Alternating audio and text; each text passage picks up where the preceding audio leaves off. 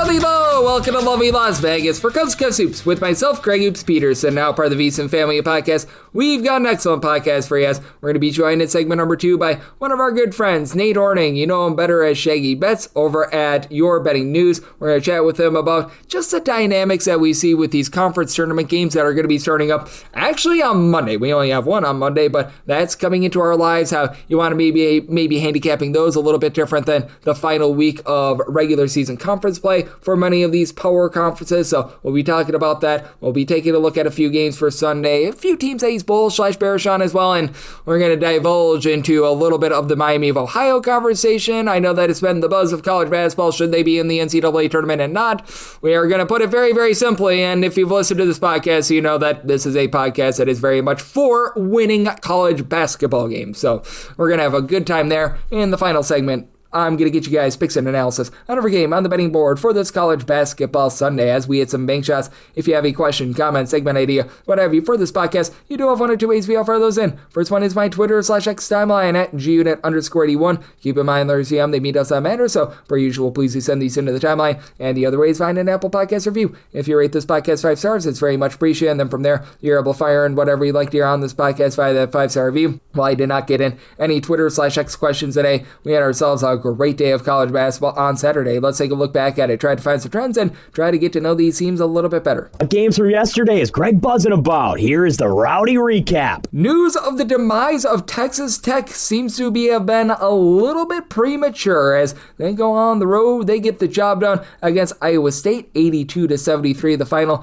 No JT Toppin, no problem. Luke Bumboy has really been good for this team as gives you a pair of blocks, 13 rebounds. He's pretty much the main guy that's seeing minutes now that Toppin is out. And for Texas Tech, 14 out of 29 from three-point range doesn't hurt either. Donovan Atwell, 6 of 10 from three-point range, 18 points. Joshua Jefferson did his best for Iowa State with 22 points, but for Iowa State, they lose the rebound battle 35-29. Actually won the turnover battle 15-7, but for Iowa State, they went cold from 3, 8 of 24 from the outside. And for Texas Tech, a very, very good win for them. Duke absolutely hammers Virginia 77-51 the final, and for Duke, right now they are your number one team in all of college basketball, but this has also been a team that's been able to cover a lot of spreads. This one was a double-figure spread in a lot of spots. They get there very easily as Duke now 17-12 against the spread. They've also been a really good under team as well. This is a Duke bunch with 20 unders to just 9 overs thus far this season, and for Virginia, just absolutely nothing doing for them. 7-35 from three-point range, 11 of 20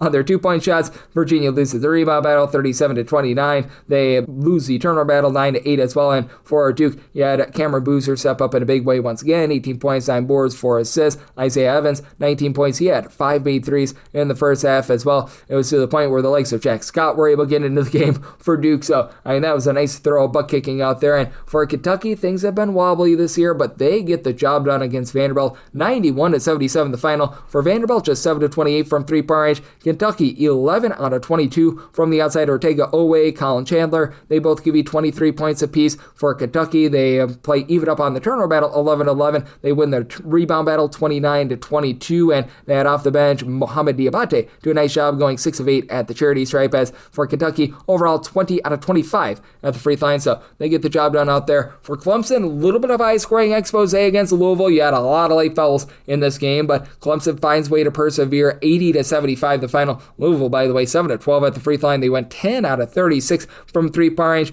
They tried to stay lively with the fact that you did have 7 boards and 12 points out of Javon Hadley. You had Adrian Woolley step up for 17 points, but they were dealing with Mikal Brown being a bit limited in this game coming out off the bench. Meanwhile, for Clemson, 16 points out of Justin Porter. For Clemson, they go 8-21 from three-point range, win the turnover battle 11-9. So Clemson, a very big win for them. Siena has been a little bit up, down all around, but they do a nice job in terms of holding in there against UConn, 71-67 the final. UConn has not been a good cover team, by the way. They're now 11-19 against the spread thus far this season, so that's been a bit rough for them. But for UConn, they find a way to get the job done despite the fact that they allowed Seton Hall to go 9 of 18 from three-point range and 8 of 9 at the free throw line, as UConn did win the rebound battle 30-27. They played even up 15-15 on the turnover front, and the man that propelled them, the senior night candidate, Alex Karaban, 23 points. He did have 4 turnovers, but pair of steals, pair of blocks, and for Seton Hall, they remained lively with A.J. Stan McCray supplying 20 points, 4 of 8 from three-point range out of him. For Houston, just a massive butt-kicking year against Colorado.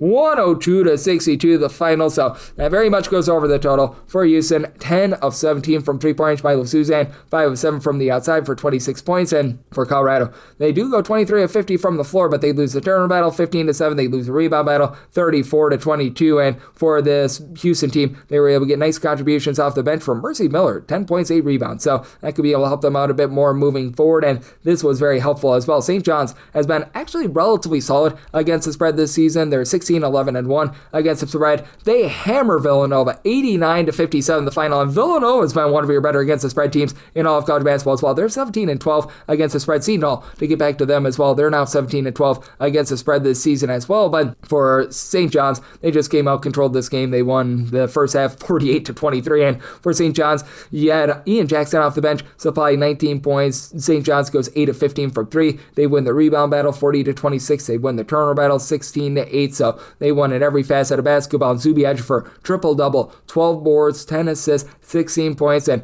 Villanova, they went 10 of 16 at the free throw line, and they lost the turnover battle in a big way in this game, 16-8. You had Alabama in a surprisingly low-scoring game get the job done against Tennessee, 71-69 the final, so they get revenge for an earlier season loss, and for Tennessee, now 12-15-1 against the spread hasn't necessarily been great for them, and Alabama was down 40-28 at the half. They turn it on in the second half. They go just 10-27 from 3, but you had LeBaron Filan in this game coming off the bench, 23 points. He's been dealing with injury. He played very well in this game for Tennessee. They actually win the turnover battle 10-6, but couldn't throw the ball in the basket. They went 30 out of 78 from the floor. You don't see that very often. They had 25 offensive rebounds, 25 to the Alabama 9, and yet they could not get the job done. Tennessee won the rebound battle 47-30. They just couldn't hit water if they fell out of the boat, so that was an interesting one. Kansas, they had a full allotment of Peterson in this game with 24 points, but not enough as they fall to Arizona 84-61 in the final. Lots of good revenge spots this week in college basketball, by the way. And Arizona wins this game despite going just 4 of 16 from 3. Koa Pete, he did play in this game, 12 points, 7 boards, 5 assists, very rock-solid performance. And for Arizona, they do lose the turnover battle in this game 11-9, but they went 30 out of 34 at the free throw line, so they did a great job in terms of being able to get there. Braden Burries, double-double, 20 points, 10 rebounds. Monte Cuevas, 13 points, 10 rebounds. And for Kansas, even though they had Peterson step up for 24 points, he took 21 shots. They get there and they lose that rebound battle 48-26. So less than savory out there. Things are not looking great for BYU right now. 79-71. They go on the road against West Virginia and they get hammered. As for West Virginia, they go just 8 of 25 from 3-point range, but Hunter Huff, he puffed, and he gave the team 19 points, 6 assists. For BYU, they lose the turnover battle 12-8. They lose the rebound battle 39-29 for AJ DeBonsa. He had 20 points, 7 rebounds. Robert Wright, he had 23 points, but not a lot outside that. Milo Bosovic, who I think needs to step up for BYU, 0 points in 12 minutes. You're going to need to get a little bit more there. And for BYU, without having Richie Saunders in there, right now it's been very wobbly for them. Nebraska, not very wobbly for them. They just continue to go out there, get the job done. They are now 15-12-1 against the spread, and they've been one of your better under teams in all of college basketball as well. They do play an over here against a USC team that's very much flailing, 19 unders to 9 overs thus far this season for Nebraska. And getting back to Kansas, they're also a really good under team, 19 unders to 9 overs. Hey, West Virginia as well, even though they played an over on Saturday, 18 unders, 9 overs, and a push, so just cleaning those up a little bit. But that's it for Nebraska, 82-67.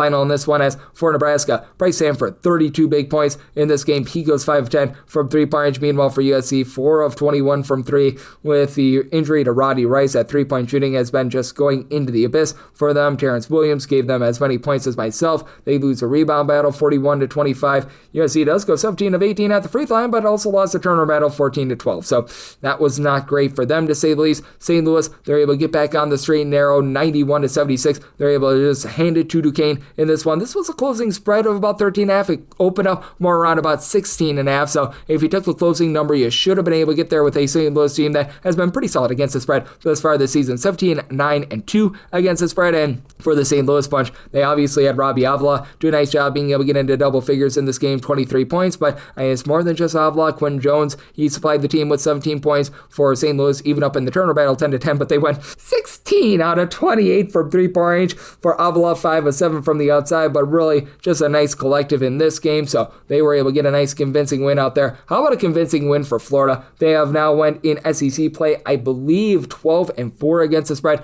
111-77. Belt a rear to Arkansas, who entered in the night 19-9 against the spread. Arkansas, they were able to do a nice job in terms of winning the turnover battle, 12-9, and that's about all that they won. They went 4 of 13 from three-point range. For Florida, they win the rebound battle, 51-31. Ruben Chinyelu, 16 rebounds, 12 points. Thomas Ha, 22 points. For Florida, they do a nice job in terms of their own three-point shooting at 8 of 19, and if they get three-point shooting, Urban Klossar off the bench, 4 of 7 from 3, 14 points. Look out, because they can be very dangerous. For North Carolina, they, as 6.5-point favorites, just barely get the job done here against Virginia Tech, 89-82 the final. As for North Carolina, they go 8 of 20 from 3, and Henry Vassar stepped up in a big way, 26 big points out of him. Still deal with the Caleb Wilson injury, but that said, they still won the rebound battle, 34-22. For Virginia Tech, 9 of 23 from three-point range. They do win the turnover battle, 13-9, but for Virginia Tech, even though they went 11 of 11 at the free throw line, losing that battle on glass,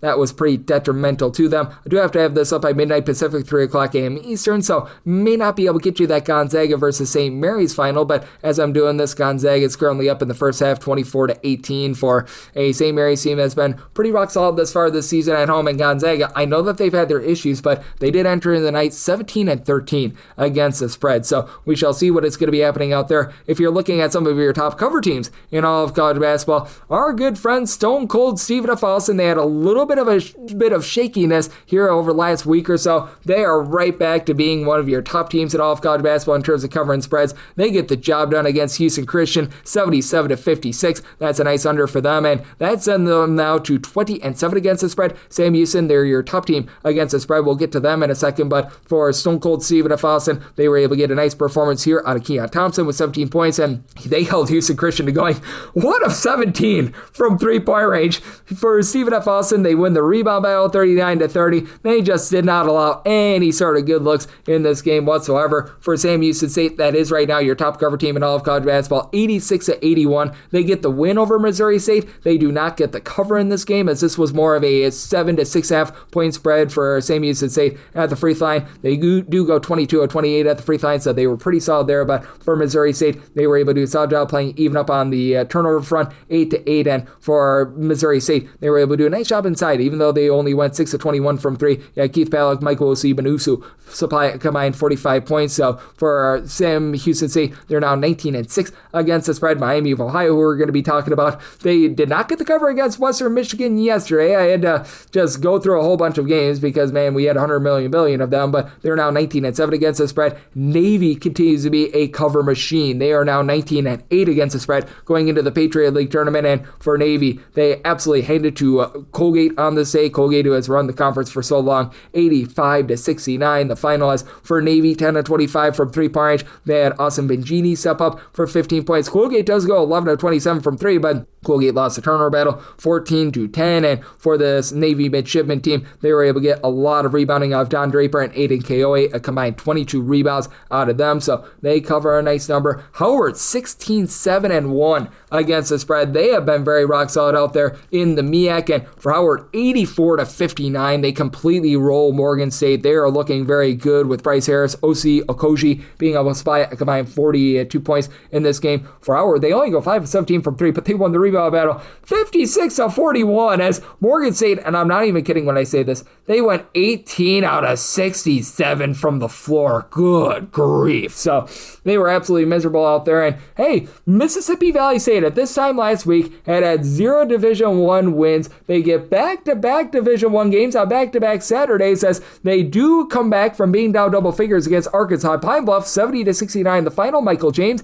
18 points. It's a Valley State team that hopefully you haven't been betting a ton on them, as against the spread they have not been so tremendous to you, as currently they are 13-15 against against the spread, but hey, nice quality winner out there, so we'll give them a little bit of shout out. By the way, if you're looking at your worst against the spread team in all of college basketball, UMKC is now 5-22 against the spread. I am a schmuck that took a shot on them on Saturday thinking, maybe we're going to get a little bit more of a spirited effort from them. Nope! Against an Oral Roberts team that sucks this year, they lose 94-70. For UMKC, they just got absolutely lambasted in this game on the glass, 42-27. They lose the turnover battle 11-8. They go and shoot 41% from floor. They allowed Oral Roberts, who's been awful on offense this year, to shoot 59% from the field. So not great to say the least for the Kangaroos. And it's so sad when these good mascot teams, both forms of the Roadrunners have been sad this year. The Kangaroos, they've all been awful. And Florida Gulf Coast, they're now 7-21-1 against the spread. Thought we might get a little bit more of a spirited effort as well out of them on Saturday.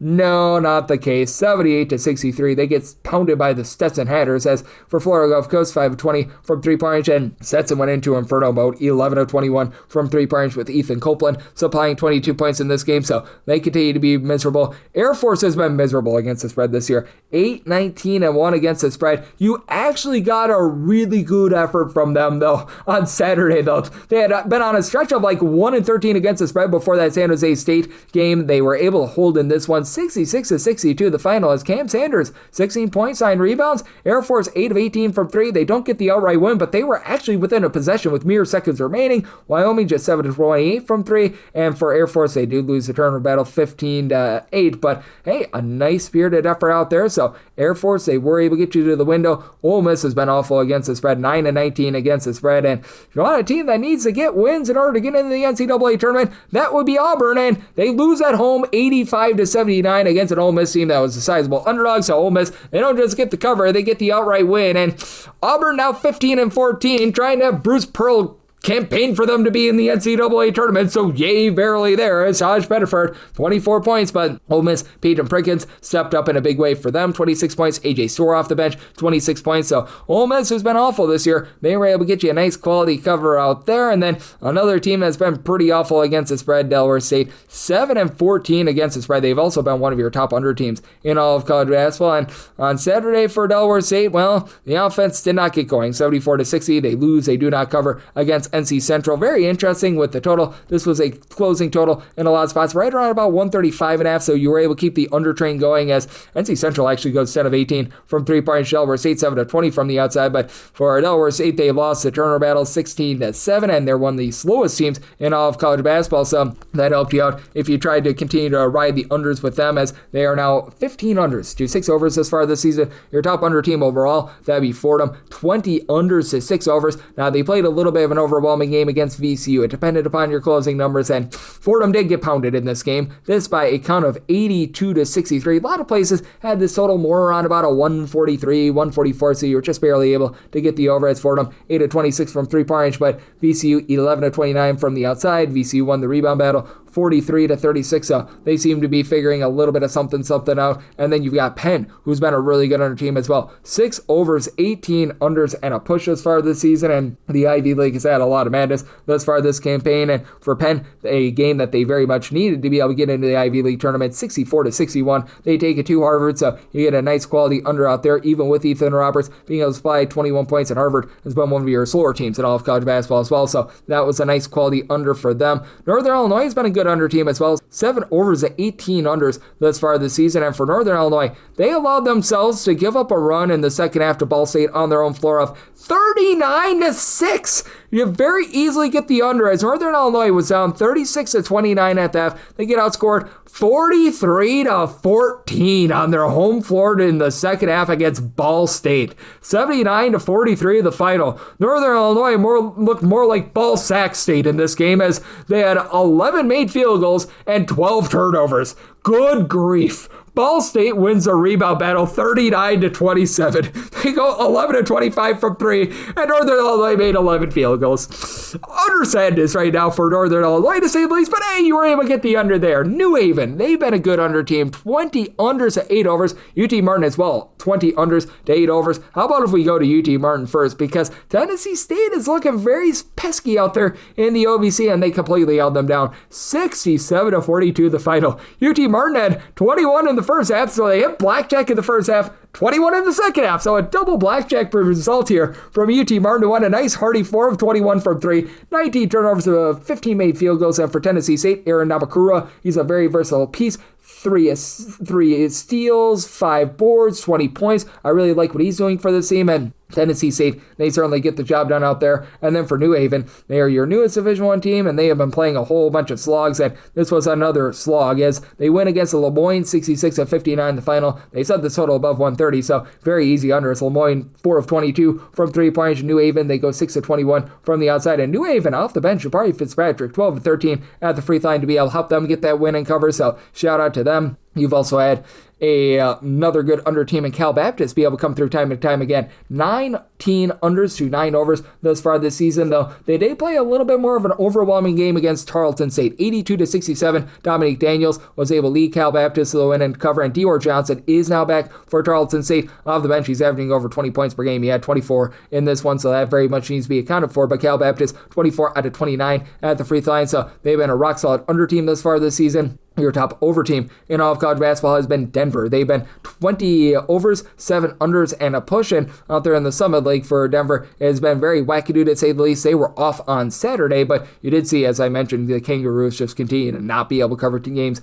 out there. Xavier has been a good over team, 21 overs to 8 unders for them this far this season, as the Big East has had a lot of rambunctious play. And for the X-Men of Xavier, they do get the win, and they do get the over, 91-84 over Georgetown, as Trey Carroll was caroling all the way to 22 points, 6 assists, and Georgetown actually goes 12 of 27 from 3 points, so shout out to them. But Xavier 10 of 20 from the outside. Xavier won the turnover battle 13-10, and they were able to have Phil Brankovic supply 18 points, and I always love saying the same, all right, things are all right when he's able to get into the stat sheet and he's able to give you a start, so yay verily there. UNC Greensboro, 21 overs to 8 unders for them thus far this season, as we've had some very interesting SoCon teams. Mercer has been one of your better against the spread teams. They take it to ETSU 82-76 the final. They're covering 2/3 of their games thus far this season. And for Greensboro, another over against Samford, 87-78. Samford is able to get the job done outright. This was a spread where UNC Greensboro was catching quite a few points. In a lot of places, they open up as a 9.5 point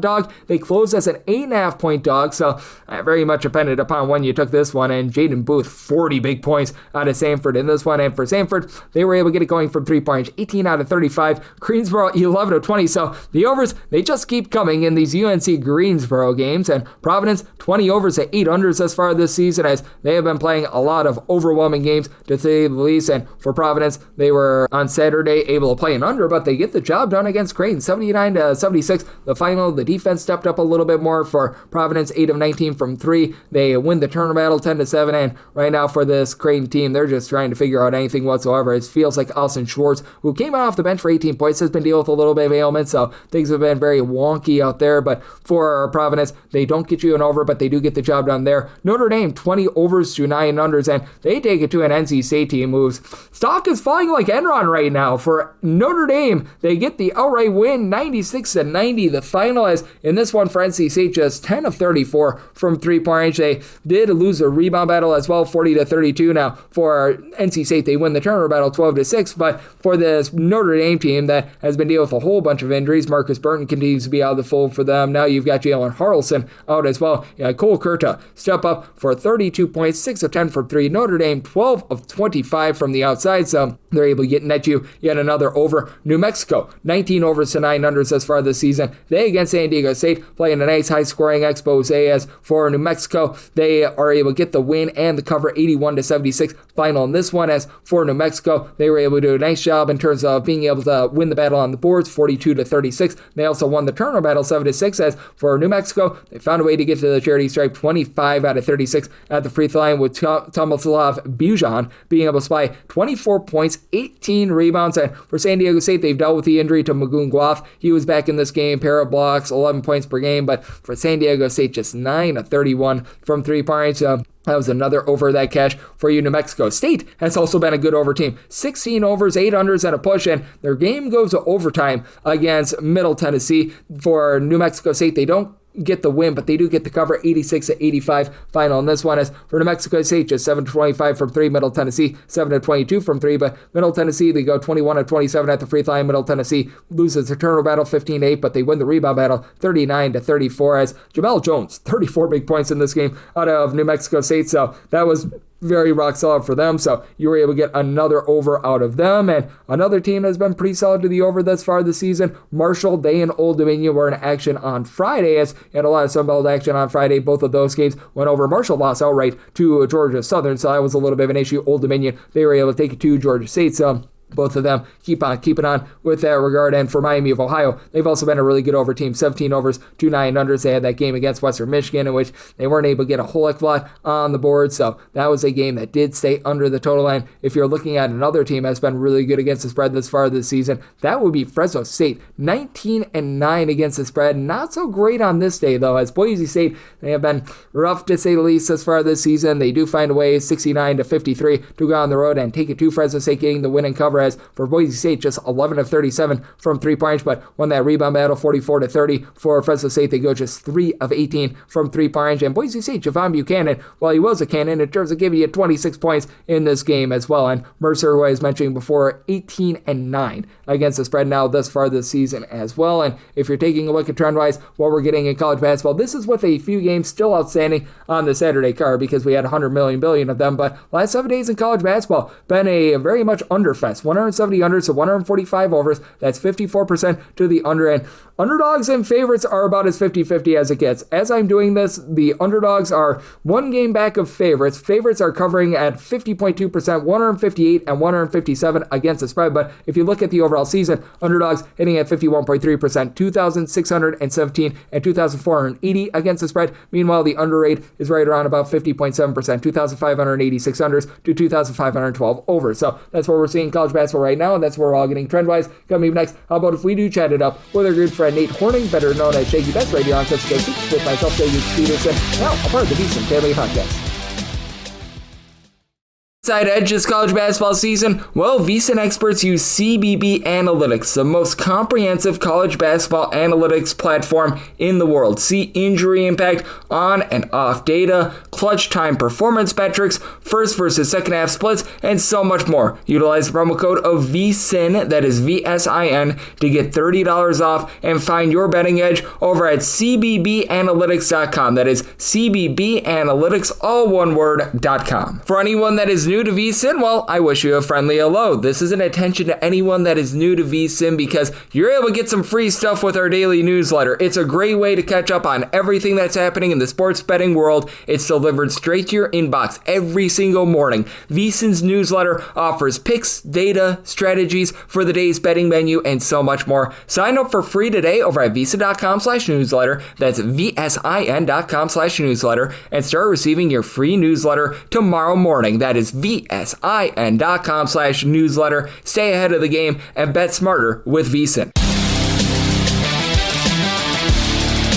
And we're back here in lovely Las Vegas for Coast to Coast Hoops with myself, Greg Peterson, now part of the VSiN Family Podcast. It's always great to be joined by this man as we've got Nate Hornung aboard. You know him better as Shaggy_bets on the old Twitter/X. He's doing a great job over at Your Betting News, and he covers a little bit of everything. Whether you're looking for football, whether you're looking for soccer, college basketball, you name it, he does it. He also has a nice profile picture with Scooby-Doo on there, and that was my favorite cartoon as a kid, so that's always great. Articles, video work, everything over at Your Betting News that you could ever desire. He does it all, and you're able to follow him on the old Twitter/X, as I mentioned, at Shaggy_bets. And Nate, it's always a pleasure, my friend. Thank you. Hey, I appreciate you being here, Greg. Yeah, I got 2 little dogs running around my household, Scooby and Freddy, so figured calling myself Shaggy rounded out the mystery gang. Absolutely. All we need now is Velma to be able to uncover the mysteries. But that said, well, in terms of trying to uncover mysteries, how do you take a look at this period in college basketball? Because Sunday is really the last day before conference tournaments get started, albeit we don't have a ton of conference tournament games on like Monday or Tuesday, but the conference tournament season is upon us. And I always do think that the handicaps do get a little bit different when it comes to those games in neutral court environments and do or die games rather than the regular season. Oh, yeah, no doubt about it, especially with those neutral site games. And in those smaller conferences, you know, we have teams seeing each other for a third time. perhaps even a fourth time in those very, very small conferences. So you got to look at those past matchups, kind of see what happened, maybe make some adjustments based off what we've seen on the court. But yeah, digging into those neutral site games, I think is a little tough. I try to be a little extra cautious with these conference tournament games as well, because it's almost March, baby. Anything can happen. The madness is here. I'm looking forward to all of it down the stretch. And I've mentioned this to a few guests over the last few days, and I'll mention this to you as well. Is there just a different dynamic between those conference games, conference tournament games that we're going to be seeing over the next week or so versus the last of these, shall we say, power conference games? Because teams that are on the bubble, they do need to win by margin. They need to improve their net ranking, where I do think that perhaps laying some chalk with some of these teams might be in your favor. Meanwhile, in a conference tournament game, if you're in a one-bid league, it doesn't matter whether you win by 1 or 100 points. And I always think that that's a different dynamic in terms of handicapping these games over the next few weeks, since we do have a little bit of a different dynamic between the conference tournament games and the regular season games. Oh, no doubt about it. And I mean, especially looking at a team specifically like the Miami, Ohio Redhawks, who still have not lost this year. And, people are trying to keep them out of the NCAA tournament. Come on. It's absurd, Greg. It's absurd. They absolutely deserve to be there, even if they don't win the MAC Conference Championship. And looking at going into that conference tournament, they're not looking to cover spreads. They're not looking to blow teams out. They're just looking to survive and advance, which is all they need to do to walk into March Madness in a couple of weeks. So specifically with the Redhawks, I mean, I would not be willing to back them by double digits or more, depending on their matchup, just because, again, they might just be looking for that win, saving their legs for the next game, knowing that they've got to win 2-3 more to get to the tournament. And that's clearly the biggest prize for a team like the Redhawks, like those other smaller conference teams. They're just looking to go dancing, and knowing that their only shot might be winning the conference championship, they're going to be a little more cautious, a little extra conservative perhaps, and really just focus on winning those games, not necessarily covering the spread. So yes, especially with those smaller conference teams, I'm going to be a little more cautious and maybe a little more hesitant to lay some big numbers with those betting favorites. Oh, no doubt about it, as we do have Nate Hornung, better known as Shaggy Bets, joining me right here on Coast to Coast Soups. And this is a betting show. We'll dive back into more of the betting angles in a second, but am I the only person on the face of planet Earth that just wants to ram their head against a wall every single time I see people trying to argue, oh, this 13-loss team belongs in over Miami of Ohio? It's just one of those things where I've never seen anyone try to defend a team like USC. Cal loses by double figures against Pittsburgh over a team that, oh, I don't know, to use a old Herm Edwards theory, you played to win the game, and they have done so. 100%. You're right. I want teams that win games. I don't need a sub 500 SEC team or a sub 500 Big Ten team in the tournament. It's absolutely absurd. I get it's a big field, 68 teams. It's a lot of teams. And yes, we want the best of the best playing for a chance at the national title. But that's the beauty of March Madness, is letting those Cinderellas in, letting them compete. I know that's a popular argument, is who has Miami played? Who have they played? They don't have the best strength of schedule. And trust me, I'm a big strength of schedule matters, guys, when we're talking about teams, fighting for a 1 or a 2 or a 3 seed. When you're talking about teams for an at-large resume, that's where you should let in these bigger Cinderella teams and see what they do against the Power 5 competition. That's what makes March Madness great. It's what makes it unique. And I think it's a way to get more casuals involved in the sport. Yep, I am right there with you. I mean, it's one of those cases where it's like, yeah, they've got 2 power conference wins and everything like that. 2 wins over the top 50. Well, that's great. They also have 10 losses as well. You give Miami of Ohio 12 chances, I'm willing to bet that they'd pull off 2 wins as well. So, yeah, I'm right there with you. Just nothing is more absurd than seeing people trying to defend these 12 to 13 loss teams over a team that, I don't know, gets the job done night in and night out. As a man that does get the job done is Nate Hornung, joining me right here on Coast to Coast Soups. And we do have some interesting games that are going to be going down on Sunday. And I think that Purdue is becoming one of the more intriguing teams in the country. They lose that game to Michigan State at home a few nights ago. Obviously, it's been a little bit of an up and down roller coaster for them. And I want to talk about a bubble team that is very much fitting the bill of what we've been discussing. Ohio State golden opportunity here for them at home as 5.5 to 6.5 point underdogs. How do you take a look at this game? Because both of these teams need this for different reasons, with Purdue to be able to help out that seeding, to be able to stop the bleeding, for lack of a better term. And for Iowa State, they are very much on the bubble, and boy, do they need this game. Yeah, but it's going to be tough for the Buckeyes because, yes, they are at home. That's something to their advantage in this game, but you're getting a very motivated Purdue team that's coming off the loss that, I am one that's very outspoken of Purdue does not deserve to be on that 2-seed line. That's up for debate. You're welcome to disagree with me, but Purdue's got to silence the haters. They have a lot of people talking bad about them, and, for good reason. 0-4 against ranked teams at Mackey Arena this year. If you're Purdue, the preseason number one, the preseason favorite to cut down the nets, you've got to at least win one of those games. So I think this is a clear bounce back spot for the Boilermakers on the road. But on the other side, you said it, you've got a Buckeyes team that's fighting for the bubble. They've got all the motivation on their side too. And, seeing the current line at 5.5, I would be willing to take Ohio State, I think, with that number. I would hope to see closer to 6.5 or 7 before I really pull the trigger. But I'd also be leaning on that under as well, just because Ohio State probably going to slow this game down, control the pace, and limit the offensive possessions for Purdue. If you're Ohio State, you are outmatched offensively. Bruce Thornton cannot do it all. He is not, he can't just score every bucket for you. He needs some help. So I think Ohio State's best shot in this game is slowing down the tempo, limiting those offensive chances for the Boilermakers, but we'll see if they get the job done or not. I would lean with Ohio State. I would also lean with the under, but I'm not necessarily rushing to jump on either of those numbers as they're currently listed right now.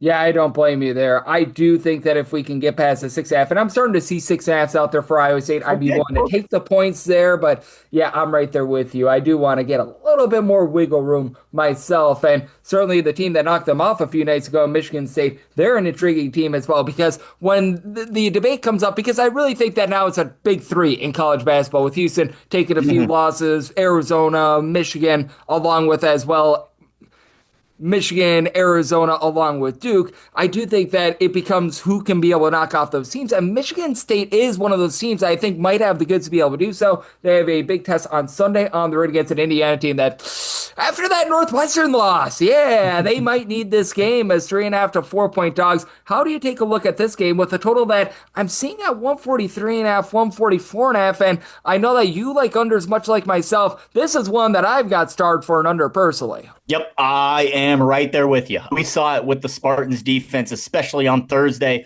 against Purdue on the road, but all season long, this Michigan State Spartans defense has been absolutely phenomenal, just giving up barely over 66 points a game to their opponents.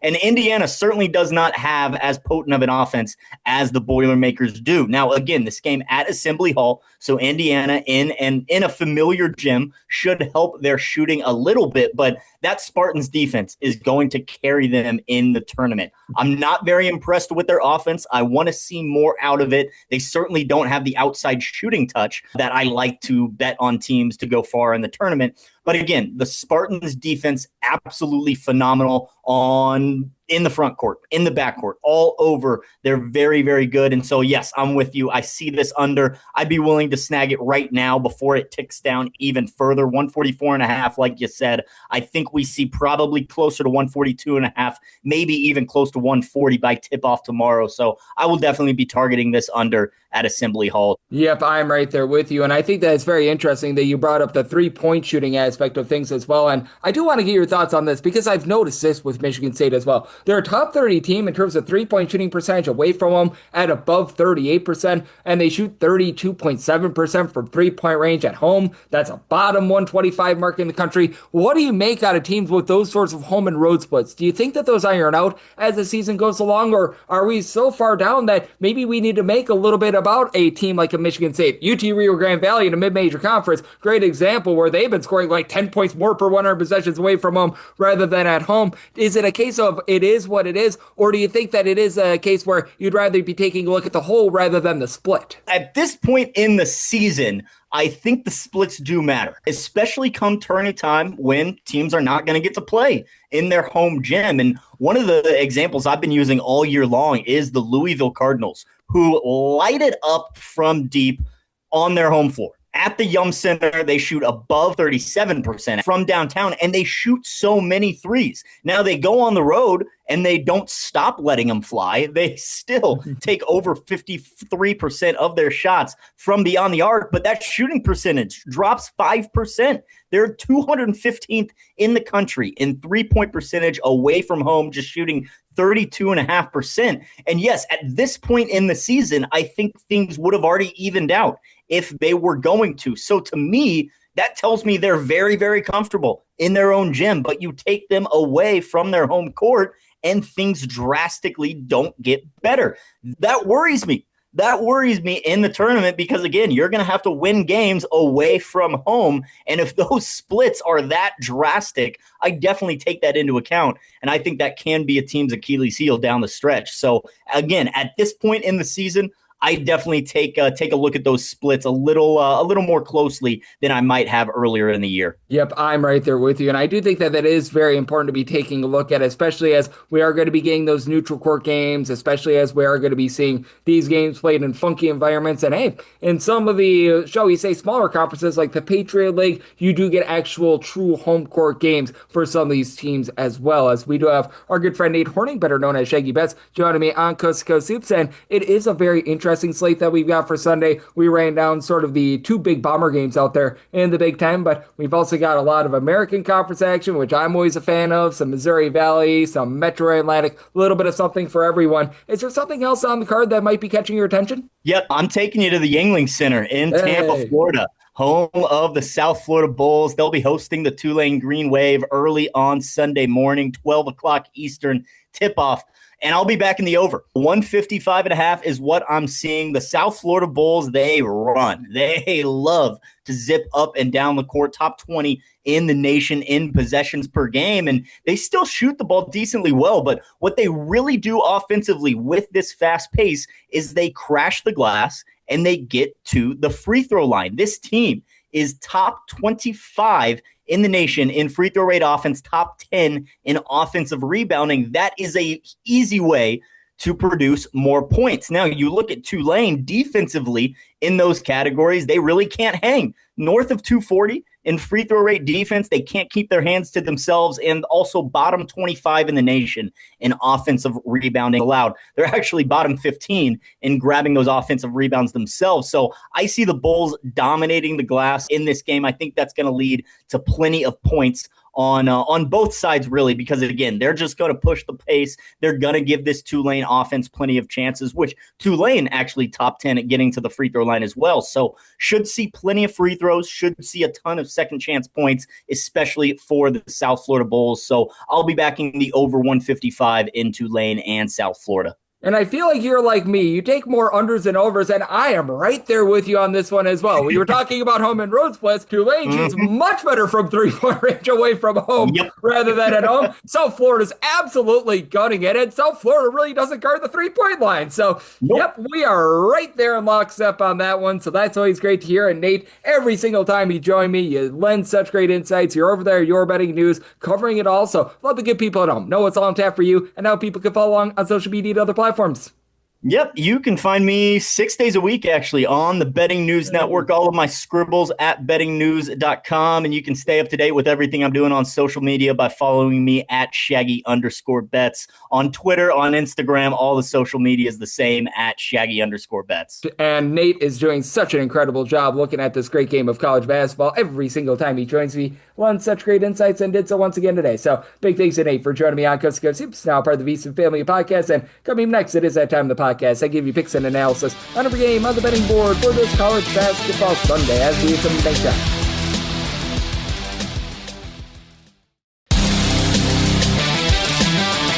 And we're back here, love UW Las Vegas for Coast to Coast Hoops with myself, Greg Hoops Peterson, now part of the VSiN Family Podcast. Always great to be joined by our guy, Shaggy Betts, aka Nate Hornung. He does such a great job looking at this great game that we all know and love of college basketball, and every single time he joins me, lends such great insights. So a big thanks to Nate for joining me in the last segment. Now it is that time of the podcast. I give you picks and analysis on every game on the betting board for this college basketball Sunday as we hit some bank shots. Most financial establishments close at a certain time, but not here. It is time for a side and total on every game on today's betting board bank shots.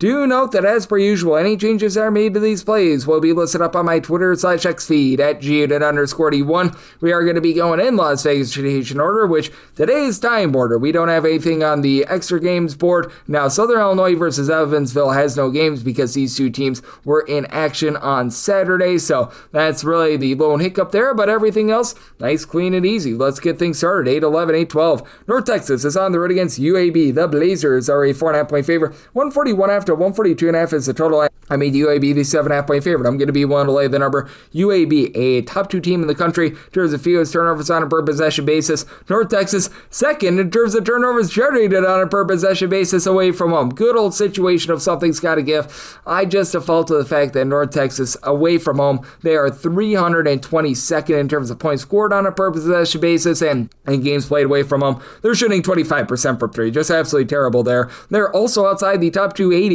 with their 2-point shooting percentage. You've got Jashawn Stevenson. He's been able to spy for this team 17 points, shoots about 31% from 3-point, and then Reese Robinson is pretty much your lone other player that shoots over 31% from 3, other than Kamai Crosby. Crosby is shooting 36% from 3, but he averages 2.9 points per game, so just don't have a lot of outside shooting with this team. They're also giving up some second and third chances. Are outside the top 250 in terms of defensive rebound percentage. Now they themselves are also a top 50 team with regards to offensive rebound percentage, but UAB has done a nice job in terms of not allowing those second and third chances as well, and this is a North Texas team that is also outside the top 225 in terms of their own ball security. Meanwhile, for UAB, they're not lighting it up from 3.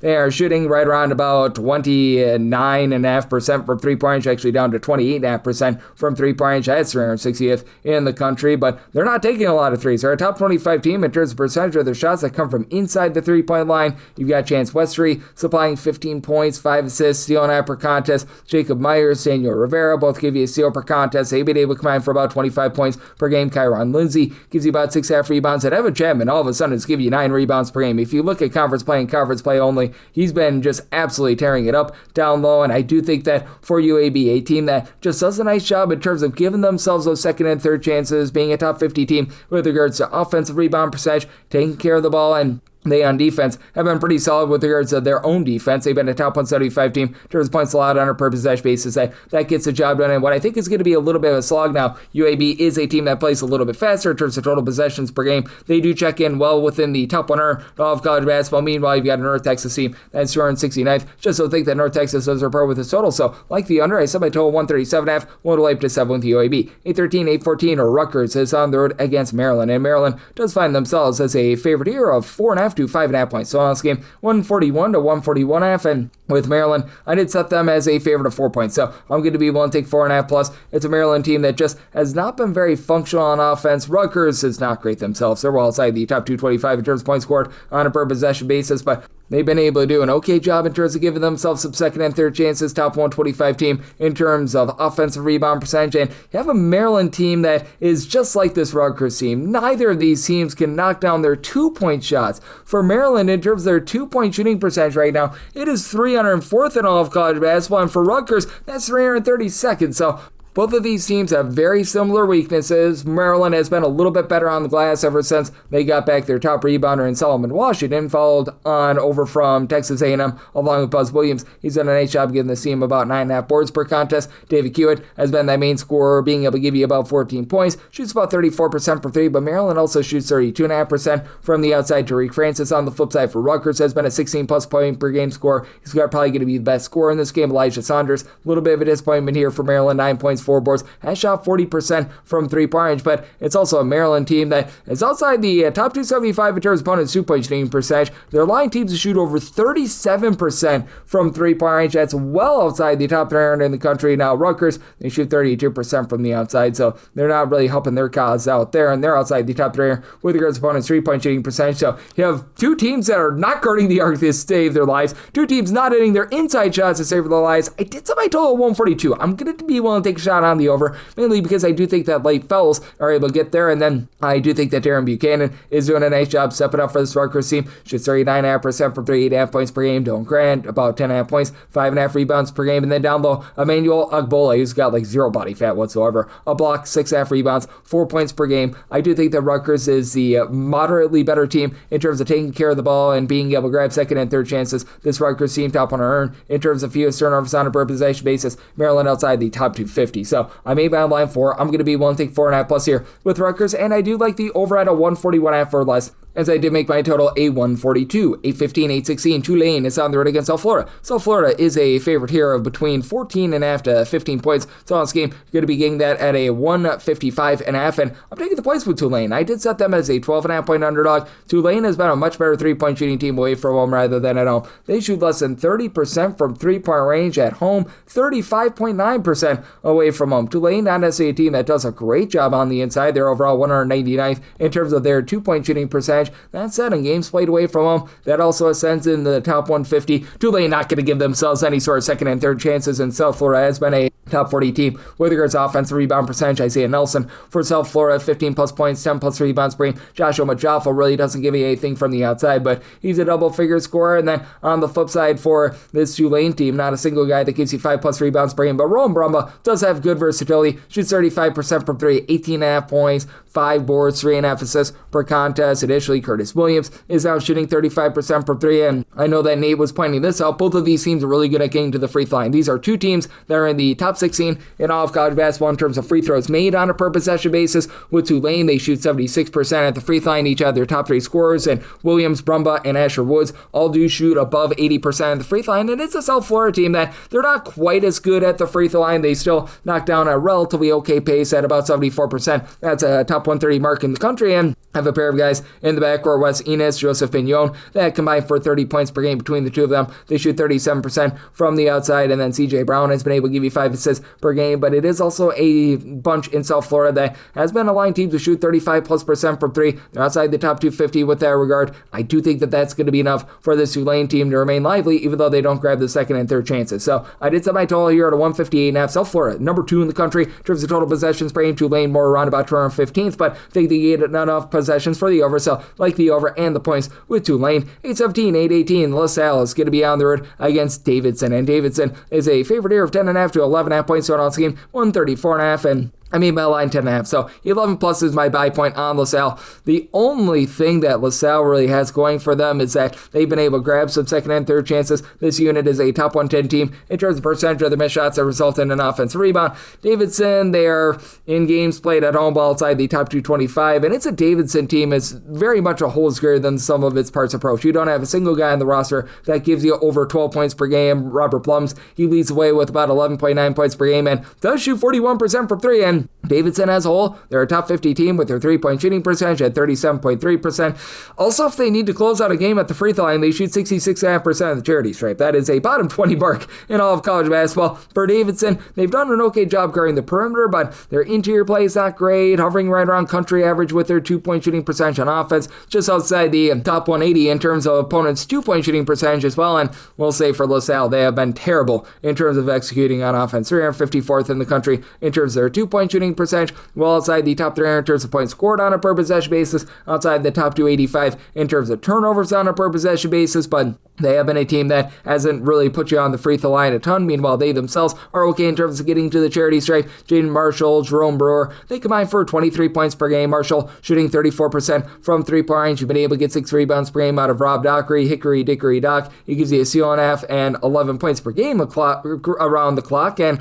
I do think that for LaSalle, even though they have been very weak on the inside. They're going to do an okay job against a Davidson team that is not necessarily doing the little things the world's greatest, especially on the defensive side of things. I do think that for LaSalle, they have enough rebounding to be able to hold in this game against a Davidson team that has not been strong on the inside. So I did set my line at 10.5. 11 plus won't take the points with LaSalle. You do have two very slow tempo teams with LaSalle. In terms of total possessions, Brain 303rd in all of college basketball with the Davidson group. Right now they are 356th. I did set my total here at a 134.5. I'm seeing a 134 minimum buy point on the over to go along with the points here with LaSalle at 11 plus 819, 820. Illinois, Chicago is going to be on the road against Indiana State. Indiana State home underdogs here of 3.5 points, and your total is 143.5. And with Illinois, Chicago, I made them a favorite of 6 points. So I'm going to be willing to lay the 3.5 with Illinois, Chicago. They are certainly giving up lots of second and third chances in terms of defensive rebound percentage, just outside the top 300, but in games played away from home, they do rebound 35.5% of their misses as an offensive rebound. That is a top 15 mark in the country. And for Illinois, Chicago, not a great three-point shooting team. They shoot 33% from the outside. It's been ascending, though, ever since Elijah Crawford has gotten back in the fold. He missed 12 games earlier in the season, and he himself only shoots about 30% from three, but he gives out 4.5 assists, and he frees up looks for someone like an Andy Johnson, who shoots 38% from three with 12 points per game. Josiah Hammonds shoots 38% from three. He splashes in there right around about 7 points per contest. It's an Illinois-Chicago bunch that has been able to do a really good job as well in terms of generating turnovers. Top 30 team in terms of turnovers generated on a per possession basis, and have an Indiana State group that just is not taking care of the ball. They are 322nd in the country in terms of turnovers on a per possession basis, 13.6 turnovers per game, and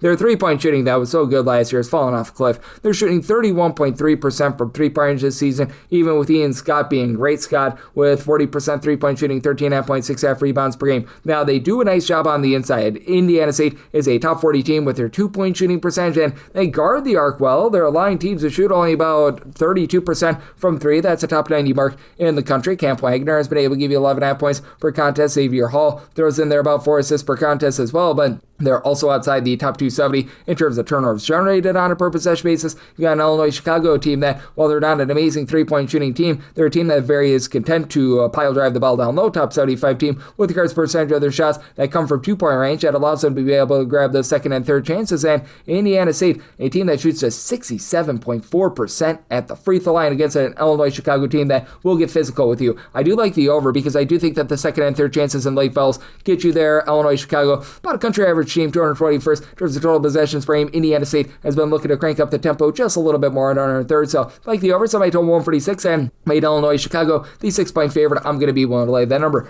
821, 822, Quinnipiac is on the road against Canisius. Canisius is a home underdog of 6.5 to 7.5 points, 137.5 to 138.5 is the total, and for Quinnipiac, I did set them as a favorite of 10.5 points, so I'm going to be willing to lay the number for Canisius. They just have not been able to put points up on the board. They're outside the top 350 in terms of total possessions per game, bottom 20 team in the country in terms of points scored on a per possession basis. Meanwhile, you've got a Quinnipiac team that's doing a great job in terms of giving themselves second and third chances. 49th in the country in terms of percentage of their missed shots that result in an offensive rebound. It's a Canisius team that has not necessarily been the strongest on glass. Right now for Canisius, they're outside the top 145 in terms of defensive rebound percentage, and with Quinnipiac, in games played away from home, they're shooting 35.5% per three. That's a top 85 mark in the country. Amari Monroe has given you good versatility. 15.5 points, 8 boards, 2.3 steals per contest. Jane Zimmerman, your top scorer, splashes in there 16 points. Asim Jones continues to shoot 48% per three. 12 points, 4 assists per contest. Now for Quinnipiac, they are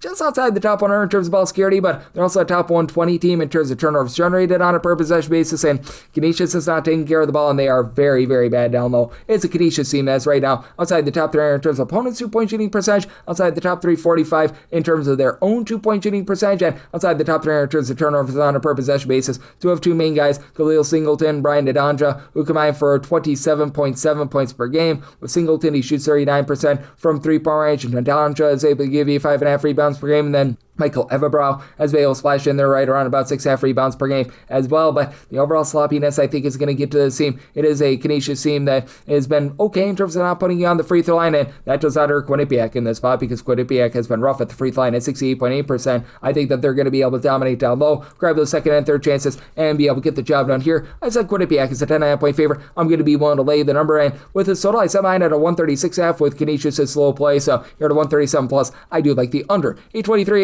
824, Ohio State. The Ohio State University plays us to Purdue. Purdue, a 6 to a 6.5 point road favorite. Charleston game, 150 to 150.5, and I did make my line 5, so I'm going to be willing to take the points for Iowa State. Obviously, they've been dealing with a lot of injuries, and that means that Bruce Thornton needs to go into superhero mode, and he's been able to do so. 20 points, 5 boards, 4 assists. He shoots right around about 38% from three-pointers. You're hoping to be able to get John Mobley back in a little bit more of full form. He was able to go out there in that Iowa game, had 15 points, so that helps out big time in this spot as well. Without him, I would be setting Iowa State as more like a 7 to an 8-point underdog. Instead, it's more like 5, so I'm going to be willing to take the points with him being able to make a return. And also shoots 87% at the free throw line. Doesn't hurt, as well as Ohio State is doing the little things. They're a top 100 team in terms of fewest turnovers on a per possession basis. They shoot 77.5% at the free throw line. That's the top 35 mark in the country. They allow opponents to only shoot about 30.7% from 3. That's in the top 40 in the country. And they're a top 40 team with their 2-point shooting percentage, with having someone like a Devin Royal splashing in their 12 points per game. Christoph Tilley has been a nice contributor. And on the flip side, for Purdue, it's actually been a defense that's been a little bit better when they've been away from home rather than when they have been at home. It's a Purdue team that is obviously a really efficient offense, top 5 team in terms of points scored on a per possession basis. Braden Smith, Fletcher Lawyer, they're your main 2 guys. They combine for 28 points per game. Lawyer and Smith both shoot between 40 and 41% from 3-point. Both shoot over 80% of the free throw line. And then Smith, 9 assists, 2 steals per contest for an Iowa State team that has done a great job taking care of the ball. Top 20 team in terms of fewest turnovers on a per possession basis. And then Oscar Clough along with Trey Kaufman-Renn, they combine for about 16 rebounds per game. They're still rather fragile on the inside, though. In terms of opponents' 2-point shooting percentage, Purdue is outside the top 200 in the country. Again, if you look at Purdue just in terms of overall points allowed on a per possession basis, it's 97th in the country, but they are giving up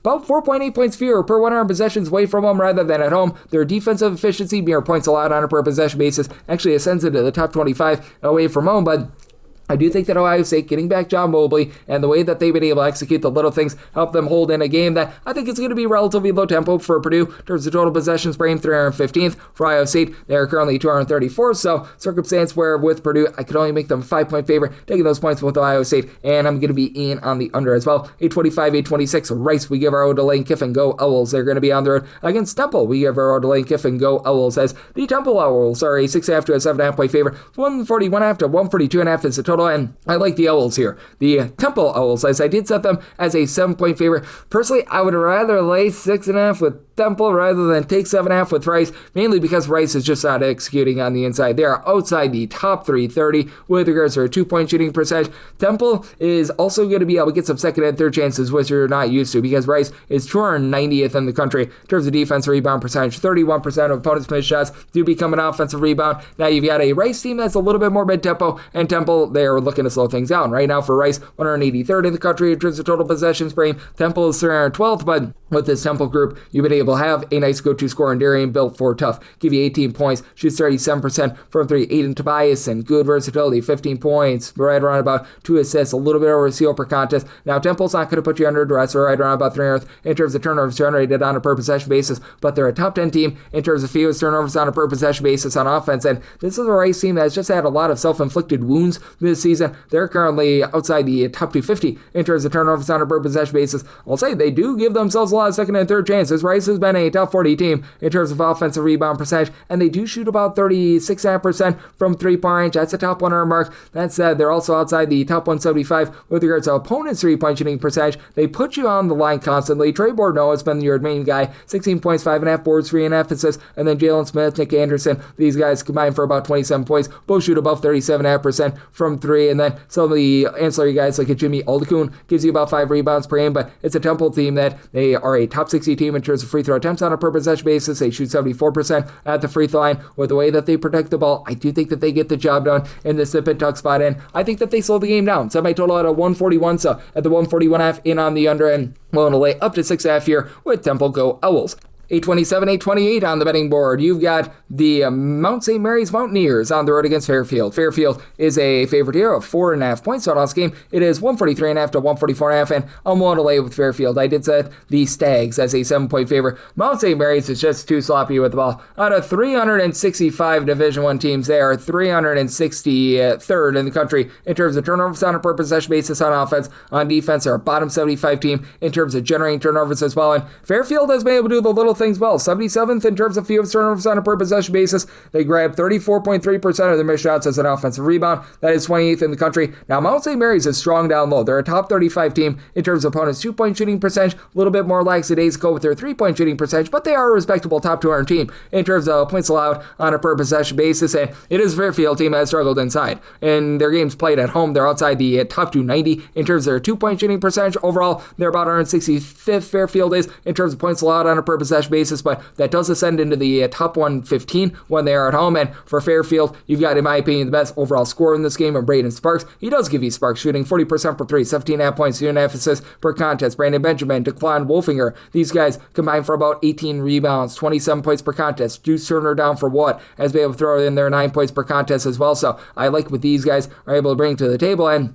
for this Fairfield group, they've been a top 225 team in terms of opponents' 2-point and 3-point shooting percentage. Nothing amazing, but you go up against a Mount St. Mary's team that is squandering a bunch of possessions. When they get to the free throw line, they shoot 67.2% at the free throw line. That's outside the top 320 in the country. Now, Fairfield has a really interesting free throw shooting split because they've been a little bit rough at the free throw line as well. They're outside the top 250 with this regard. Fairfield at the free throw line in their home games is right now shooting 62.7% compared to 77.1% away from them. I think that irons out a little bit more, but that's at Orlandis Keys, Luke McKeldin for this Mount St. Mary's team. They've been able to combine for about 24 points per contest. Schrader Vu has been able to give you 11 points, 4.5 rebounds, and then you've got Abdul Khandre Keba, hopefully I said that correct, give you about 5.5 rebounds per game. So they've been able to do a relatively solid job on the glass. Mount St. Mary's a top 125 team with regards to overall rebound percentage, but it is a team that is very willing to give up a lot of looks from 3-point range, and with Fairfield being a team that's rough on the inside, but has been a team that from 3-point range they've been draining about 34% of those threes, with having Sparks being able to do a solid job there. I do think that Fairfield, who does a great job taking care of the ball, doing the little things well, they find a way to get the job done against a Mount St. Mary's team that's just too sloppy here. I'm willing to lay it here with Fairfield. I do like the over. I do think that this is just close enough for late game following, semi-total at a 145.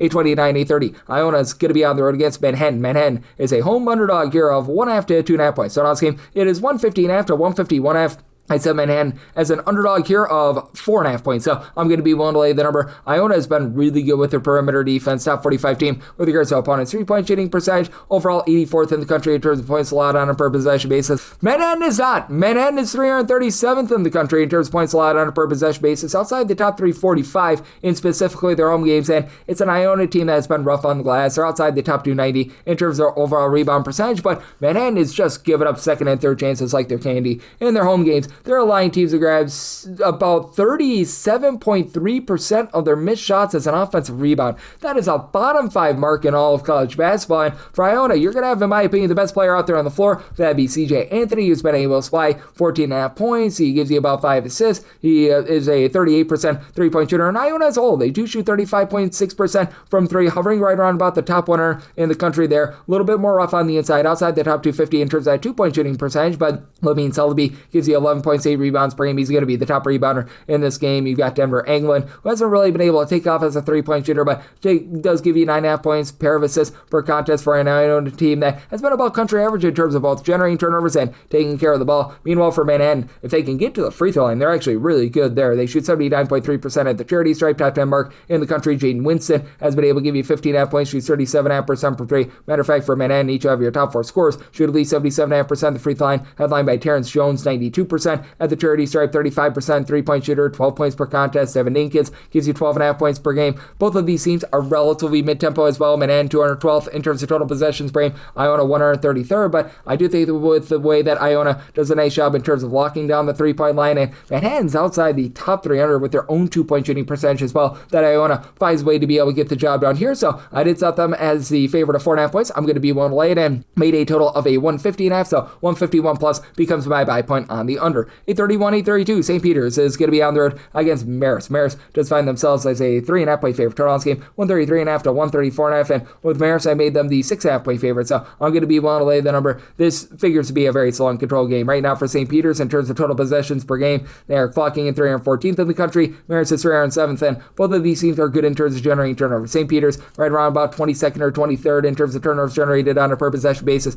Marist is a top 35 team, but Marist is a better overall defense. St. Peter's just inside the top 100 in terms of points allowed on a per possession basis. Marist is 5th in their home games because they're also a top 40 team in terms of opponents' 2-point and 3-point shooting percentage. Now, the one thing that St. Peter's has going for them, in games played away from home, top 5 team in terms of offensive rebound percentage. They are grabbing well above 35% of their misses as a offensive board, with Brett Bland, Bryce Eaton being your main two guys, 25.5 points per game between the two of them. And with Bland, he supplies about 5 rebounds per game. Sakar Williamson, Ja'Kai Gupton are both give you 5 rebounds per game. And with the St. Peter's team, even though they're so good on the offensive glass, you don't really have anyone other than Lucas Scroggins give you over 5.1 rebounds per game at 5.3, but they do a nice job as a collective, but they can't shoot. For St. Peter's, they're shooting less than 31% from 3-point range. That's outside the top 310 in all of college basketball. They're a bottom 30 team with their 2-point shooting percentage. Meanwhile, for Marist, my dad used to always be a Menard shopper, and you make big money when you shop at Mr. Justin Menard running the offense. 12.5 points, 4 assists. He shoots 36% from 3. Rayshawn Blackwell, 12 points. He shoots it well from 3. Marist, if they're in a pressure spot where they need to cover at the free throw line, they shoot 79.5% of the free throw line. St. Peter's is a top 25 team in terms of fouls committed on a per possession basis. Now, this Marist team, they're outside the top 225 with regards to their own 2-point and 3-point shooting percentage, but having Jaden Collins throwing in there 6 points, 4 boards. Jaden Daughtry gives you about 6 boards per contest as well. I think the Marist gets the job done here, so I did some Marist as a 6.5 point favorite, willing to lay it in. I'm in on the under. I did some a total here at a 127.5. 833, 834 on the card. Murray State is going to be on the road against Bradley, and the Braves of Bradley are a favorite here of 3.5 to 4.5 points. Tallest game 158.5 to 159.5. Semi line at 1.5. I'm going to be willing to take a shot on Murray State. With Murray State, they're a top 5 team in terms of percentage of opponents' field goal attempts that come from inside the 3-point line, and this is a Bradley team that has not been good in terms of sinking those inside shots. 296th in the country in terms of their own 2-point shooting percentage, and you've got a Murray State team that has traveled really well with their offense. Now, they are leaving something to be desired defensively. They're about 225th in the country in terms of points allowed on a per possession basis, but it's a Murray State team that's also overall for the season 55th in the country in terms of points scored on a per possession basis. If you look at them in a road/score venue, that does ascend into the top 35, and they should be able to win the battle down low because you've been able to get 8 boards, multiple blocks, and about 13 points per game out of Frederick King, Javon Jackson, Roman Doman. They combine for 30 points per game with about 4 assists per game. And it's a Murray State team that's been about country average in terms of turnovers on a per possession basis. They are looking to play very fast. They're 41st in the country in terms of total possessions per game. Bradley is fed up from past years as well, about 152nd in the country in terms of total possessions per game. And Bradley has become a relatively good 3-point shooting team. They were really, really good last year, but still 52nd in the country in terms of 3-point shooting percentages here. But that goes to 33.3% at home, 38.7% away from home. And for Bradley, you've got Met Jonovic down low. He's about a 7'2" big man that's able to give you 5+ rebounds per game, but I don't know how much he's going to be able to do down low. And it's a Bradley team that's been one of those classic gamble for turnovers teams. Now, on offense, they're really good in terms of taking care of the ball. Top 45 team in terms of fewest turnovers on a per possession basis on offense. And when they generate turnovers, that's great. Bradley, 37th in the country in terms of turnovers generated on a per possession basis, and specifically their home games. That goes into the top 30, but they leave themselves very vulnerable from 3-point range. They are 283rd in the country in terms of opponents' 3-point shooting percentage, just outside the top 175 with regards to opponents' 2-point shooting percentage. Jaquan Johnson, 17 points, 3.5 assists, 2.5 steals per contest, shoots 40% from 3. Alex Ipigurse, he shoots 43% from the outside, but with the way that Murray State is a team that's going to be very willing to launch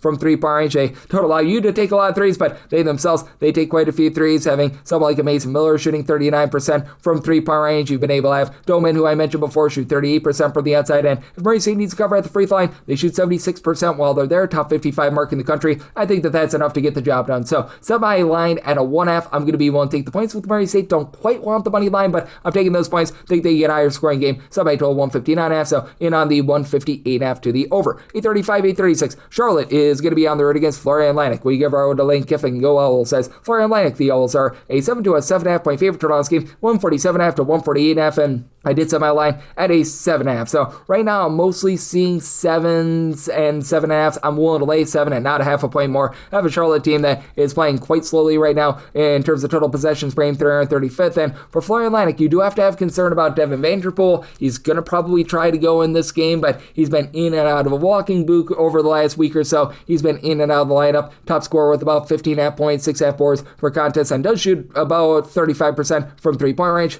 The team was also dealing with an injury to Cannon Carlisle about a week or two ago. They've gotten him back. He's been supplying the team with about 14 points. Well, he shoots about 32.5% from 3, but He sets up other guys for looks, gives you about 3 assists per game, and if he can get to the free throw line, shoots 88% at the free throw line as well. And this has been a Florian Lang team that's been very solid on the glass. Currently, they are a top 70 team with regards to defensive rebound percentage. In terms of percentage of their missed shots becoming offensive rebound, they're a top 100 team as well, and they do have Devin Williams down low, who's supplying you with about 2.8 blocks per game. Meanwhile, for Charlotte, Anton Boyinki, he comes over from Providence. He's been a nice 7'2", sort of versatile big man, 10.5 points, 8 boards, blocking half per contest, actually pops a few threes and shoots 31% from the outside. Devontae Harrison has been a 42.5% three-point shooter, 9.5 points per game. And for Charlotte overall, they're a top 75 team with their three-point shooting percentage at 35.7%. They've also been a top 150 team with their two-point shooting percentage. They just don't take care of the ball. They're outside the top 280 in terms of turnovers on a per possession basis on offense, and they really don't cause you to be under duress whatsoever. They're a bottom 35 team in terms of turnovers generated on a per possession basis. They've been giving it up a little bit from the outside. They're outside the top 240 with regards to opponent's three-point shooting percentage at darn near 35%, but Arden Coyers, he's able to give you about 7.5 points per game. I do think that even though Florian Lang is a little bit banged up, the fact that this is a Charlotte team that's outside the top 200 with regards to defensive rebound percentage, the fact that they've got a little bit more down low, I think allows Florida Atlantic to be able to get the job done here, and might need to play a little bit more slowly with the injuries, even if you do have Vanderpool back in this game. Florida Atlantic, in terms of total possessions per game, they're right now checking in more in that neighborhood, about 66th in the country, so I do like the under. I set my total 144.5 in at 7. I'm willing to lay with Florian Atlantic, not willing to go a half a point more as I set my line at 7.5, but willing to lay the 7 to go along with that under 837, 838. You've got Memphis on the road against East Carolina, and East Carolina does find themselves as a underdog here of 4.5 to 5.5 points. 150.5 to 151.5 is the total, and with Memphis, I did set them as the favorite of 6.5 points. I'm going to be willing to lay it.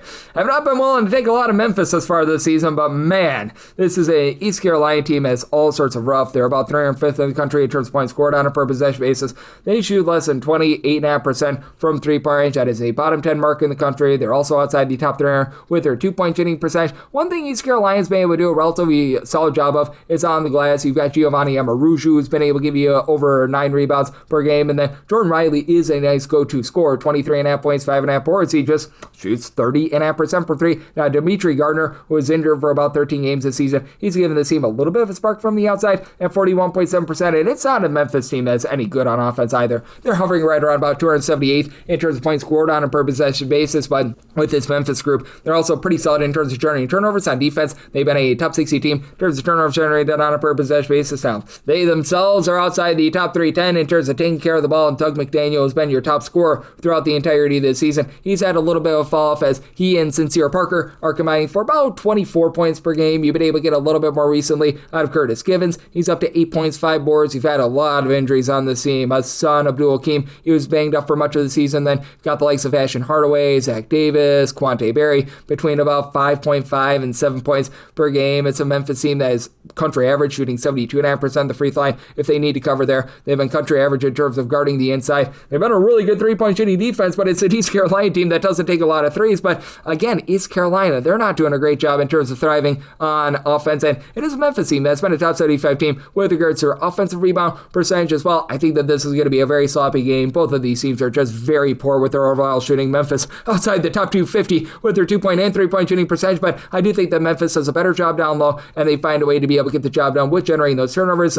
I did set my line at 6.5, willing to lay up to 6 with Memphis, and I like the under. Set my total 145.5, 839, 840. Merrimack is on the road against Niagara. Niagara is a sizable home underdog here of 8 to 8.5 points. 125.5 to 127 is the total. This is very rare. I'm in on a Merrimack over. I set my total at a 128. Merrimack is a very slow team, 355th in terms of total possessions per game. Niagara is even slower. They're at 362nd in terms of total possessions per game, and if you look at home games and home games only, they are actually dead last in terms of total possessions per game. But this is a Niagara team that has actually been able to shoot it quite well from three-point range when they've been at home. This is a Niagara bunch that in their road games, they only shoot about 30% from three-point range. At home, this heats all the way up to them being right around about 39.3%. Meanwhile, you've got a Merrimack team that they themselves have been a rough shooting team, 36.7% at home, about 29.8% away from home, but I do think that even though Merrimack is a team that's very awful on the glass, they're a bottom 10 team in terms of their overall rebound percentage, they get the job done because Niagara matches them in terms of their awfulness on the glass. This is a Niagara team that, with regards to their rebound percentage, is 332nd, so that is a really nice elixir for a Merrimack team that has been a top 50 team with regards to opponents' 2-point shooting percentage, or a top 20 team in terms of opponents' 3-point shooting percentage, and they've got two nice go-to scores. KVR Kennedy, 18.5 points, shoots 81% at the free throw line, 36% from three, and that's the one thing for Merrimack. If they need to cover at the free throw line, they shoot 78.7% while they're there. That's a top 10 mark in the country, and they're a top 125 team in terms of free throw attempts on a per possession basis. Now, they are a team that they need to finish a little bit better on the inside, outside the top 250 with regards to their own 2-point shooting percentage, but Ernest Shelton has been able to give you 16 points. He shoots about 35% from three. Todd Brogna has been able to give you about 5 boards, and Casey Ogokazi, he gives you 2 blocks, 5 rebounds, so he's been able to do a nice job down low. And for Niagara, they've been dealing with an injury to their top scorer, as you've been getting about 12 points per contest this season.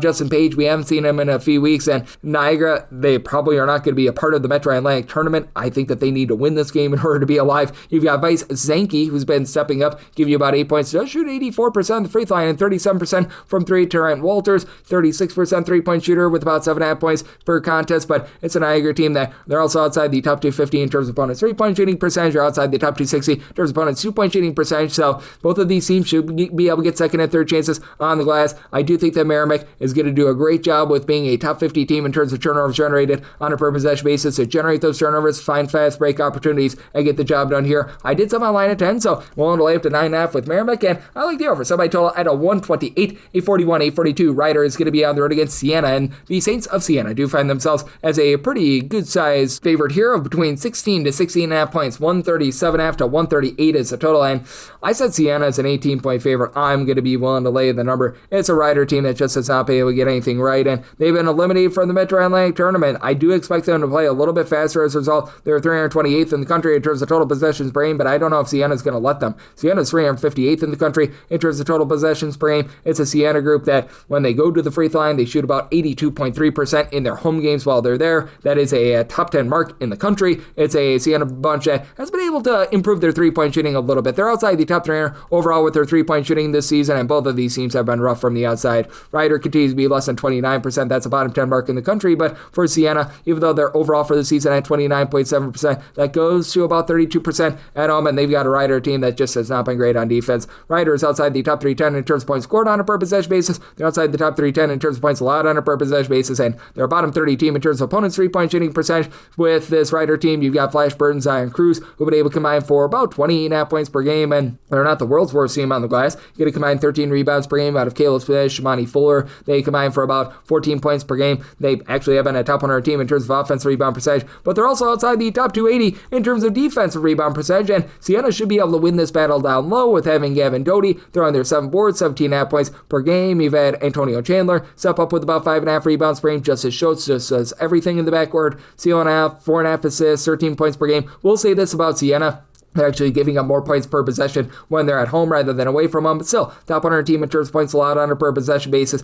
They've been a top 125 team in terms of opponents' 2-point shooting percentage, and Ryder just does not sink threes to save their lives. And with Siena being a top 85 team in terms of ball security, I do think that they do just enough to be able to get the job done here and cover this number. So my total 136. I just don't think that Ryder does their part with this total. I'm in on the under, and I'm willing to lay up to 17.5 here with Siena, 843, 844. Northern Iowa is on the road against Drake, and the Drake is a home underdog of 3.5 to 4 points. So on this game, 138.5 to 139.5, and I'm going to be in on the under. I did set my total at a 138.5. It is a Drake team that has been outside the top 3 in terms of points allowed on a per possession basis in their home games. They're actually much better on defense when they're away from home rather than at home. Drake, a mid-tempo team. They're about 207th in the country in terms of total possessions per game. Northern Iowa is playing really slowly at 361st, and it's a Northern Iowa team that their 3-point shooting is neither here nor there. Actually, it sends at 35.1% away from home compared to 33% at home. They're about 177th in the country. Drake, they have been shooting about 36% from 3-point range at home, but I do not think that they are going to be able to get any good looks whatsoever, as this Northern Iowa team is right now allowing teams to shoot 28.8% from 3-point range overall. Away from home, that goes down to 28.6%, and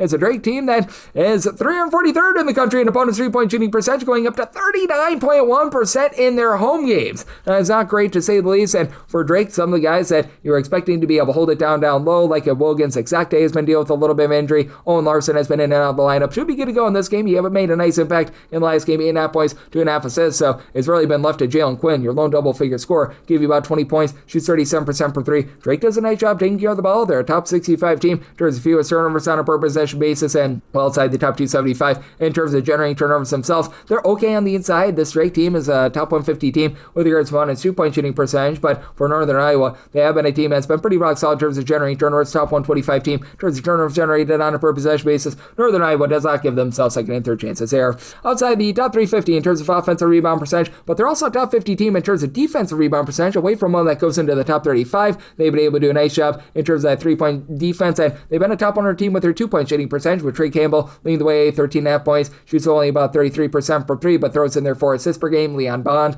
11.5 points, 5 boards. He's a 38% 3-point shooter, and Will Hornseth doesn't take a lot of threes, but he does, when he shoots them, shoot 43% from 3, 11 points, 4.5 boards. Now, Northern Iowa, if they need to cover at the free throw line, they shoot just 69.6% at the charity stripe. That's outside the top 250 in the country. That has ascended to 72% here in conference play, and I do think that defense, way that they guard the arc, keeps you under and allows Northern Iowa to get the job done. So about line at 5.5. So one to lay with Northern Iowa, and I'm going to take the under in this ordeal as well. 845, 846. Michigan State, they are on the road against Indiana. Indiana, home underdogs of 3 to 3.5 points. 144.5 is the total, and I do like the under. I did set my total at a 139. Michigan State is right now allowing teams to grab fewer than 19% of their misses. It's an offensive rebound away from home. Numero uno in all of college basketball. They are 20th in terms of points allowed on a per possession basis away from home. Now, again, I do think that the 30.2% three-point shooting that they have away from home starts to wane a little bit, because at home that's below 33%, but they've been able to execute away from home all season long. Jeremy Fears, in my opinion, is the best guard in this game. 15 points, 9 assists. Doesn't really pop it well from 3, but then you got Jackson Kaler, 9 boards, 12 points. He shoots 39% from 3. Kurt Tang is a 36% three-point shooter. Carson Cooper throws in their 7.5 boards,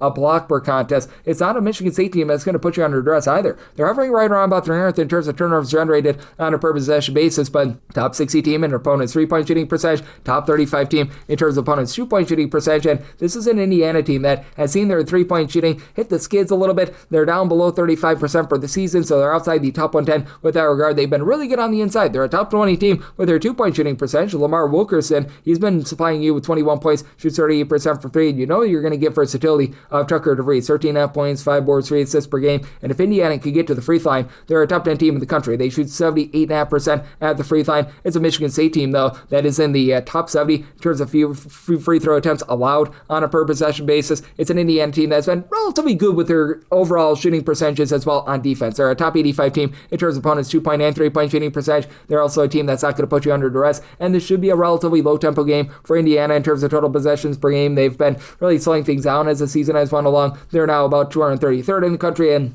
Michigan State hovers right around about 270th, so I set my line at 5. I'm going to be willing to lay with Michigan State. I like the under. I set my total at a 139. 847, 848. Evansville is going to be playing us to Southern Illinois. This is a game without numbers because Evansville, I know for sure, was in action on Saturday. I don't think that Southern Illinois was, but I know that Evansville was, and when you have a back-to-back, you don't get overnight numbers, but I've got my handicap. Southern Illinois set as a 6.5 point favorite. Willing to lay up to 6 with them. 7 or more, take the points with Evansville. 138 or less. I will be in on the over. 139 or higher, the under. You've got a Southern Illinois team that plays quite up-tempo in terms of total possessions per game. Right now, they are checking in the top 78 in the country, 77th to be exact. Evansville, they're more of a mid-tempo team. They've been about 237th.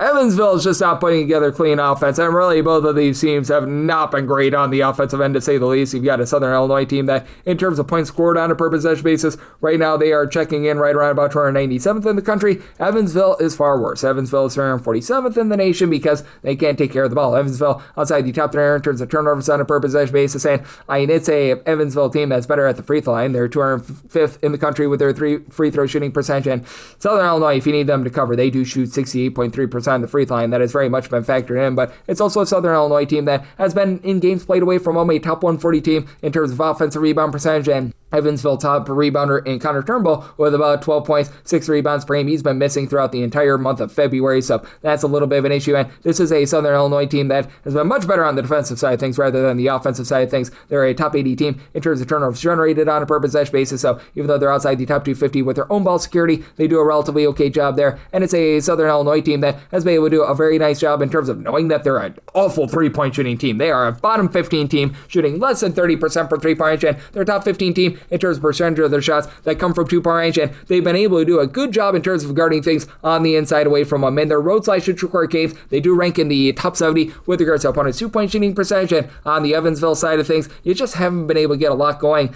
outside of really your main guy in AJ Casey along with Leaf Muller in the backcourt. Muller, 3.5 assists, 10.5 points per game. He shoots about 37% from 3-point. Joshua Hughes shoots 37% as well, but the team as a whole, they shoot 32% from the outside. That's outside the top 250 in all the college basketball. And also, a bottom 30 team in terms of opponents' 3-point shooting percentage. That doesn't hurt them as much here because Southern Illinois, absolutely terrible from 3-point range, and you've got CJ Casey as well for Evansville, giving you 12.5 points per game, but for Southern Illinois, you only have one double-figure scorer. That'd be Kelron House with about 15 points per game, and then you just have this stable of guys right now. You've got pretty much like 6 different guys between 7.1 and 9.8 points per game, with Isaiah Stafford deal with injury, but Roland Salagibi has been able to throw in there about 7 rebounds per game. Prince Salagibi gives you about 5 boards per contest. Damian Mayo has actually shot 39% from 3, but team as a whole, they shoot 27.8% from the outside, but with them being able to grab some second and third chances, with the Southern Illinois team being as strong as they are on the inside, and they're also a top 35 team with regards to opponents' 3-point shooting percentage. I do think that they're going to be able to just make this a little bit of a slog of a game. You get a lot of possessions, but not necessarily clean possessions, so 6 or less, I'm willing to lay with Southern Illinois, 7 or more. Taking the points with Evansville, made my total to where 138 or less, like the over, 139 or higher, the unders.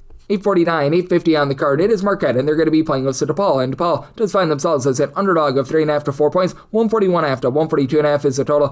DePaul's been a really good cover team, and I'm going to trust in them once again. I did set my line at 2.5. I'm willing to take the points. It's a DePaul team that has been able to do a really good job in terms of traveling with their defense, and they have been a team that's been pretty solid in terms of generating turnovers, and that's been the forte of this Marquette team as well. For DePaul, they're a top 80 team in terms of turnovers generated on a per possession basis. Marquette overall is 65th, but that does ascend into the top 30 when they're at home. And it's a DePaul team that they're not going to give you a ton offensively in terms of points scored on a per possession basis. They're outside the top 210 in all of college basketball. You do have, though, have a quartet of guys between 10.3 and 14 points per game. CJ Gunn is out shooting 35% for 3, 14 points per contest. Landon Blocker, main facilitator, 3.5 assists, 11.5 points per contest. NJ Benson, top rebounder, 7.5 boards, 11 points per game. And then Brandon Macklin has stepped up very much in recent days, 4.5 rebounds, 3.5 assists, 10.5 points per game. So like what those guys bring to the table, and it's a DePaul team that has been able to do a really good job down low as well. They're a top 50 team in terms of opponents' 2-point shooting percentage. Now they get absolutely lambasted from 3-point range. They're allowing teams to shoot over 36% from 3-point range, but it's a Marquette team that has been well outside the top 275 with their own 3-point shooting percentage. For DePaul, they do allow you to shoot 38.1% from 3-point range away from them, and to the credit of Marquette, they allow opponents to shoot just 31.1% from 3-point range at home, but they're well outside the top 225 with regards to defensive rebound percentage and also opponents' 2-point shooting percentage. And